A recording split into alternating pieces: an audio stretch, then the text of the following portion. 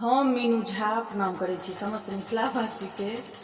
आदरणीय श्री मणिकांत झा जी के रचना एकटा विवाह गीत लऽ कऽ उपस्थित छी। आशा करै छी अहाँ सबके नीक लागत। धन्यवाद। जय मिथिला, जय मैथिली।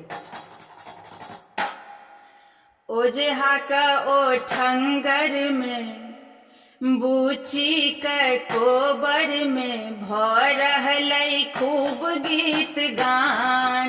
लाल नानी के लनी कन्यादान।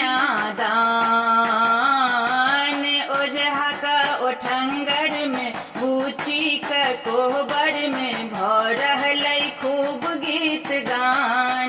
लाल नानी के लनी कन्यादान।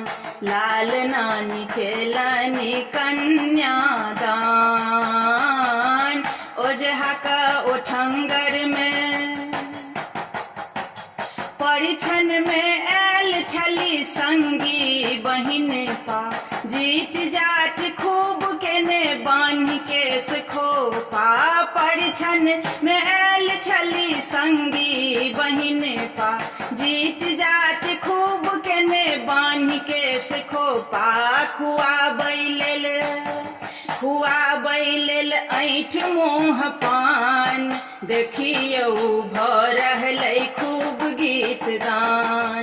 देखियौ भऽ रहलै खूब गीत गान।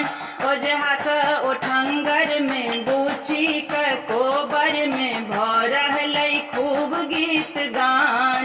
लाल नानी के लनी कन्यादान।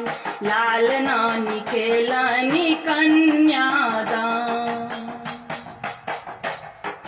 नाक पकड़ी चलेली विध करी।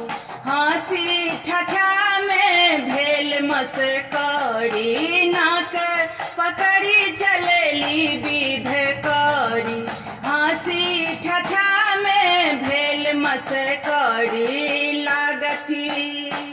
लागथी जनु सोचा आकान।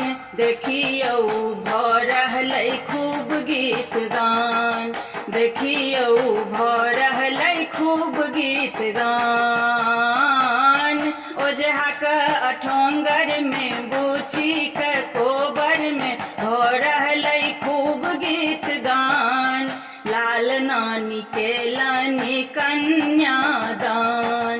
लाल नानी के लनी कन्यादान। मणिकांत सोन सन साख सहेली। मणिकांत सोन सन साख सहेली। आँचर सौ झाँपी माई आत्मा जुड़ेली। मणिकांत सोन सन साख सहेली। आँचर सौ झाँपी माई आत्मा जुड़ेली। भूषना सेनूर सिंदूर दान। भूषना सेनूर सिंदूर दान।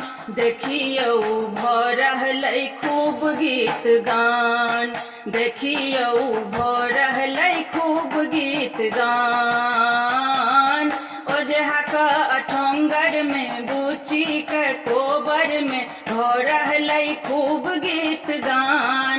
लाल नानी के लनी कन्यादान। लाल नानी के लनी कन्यादान।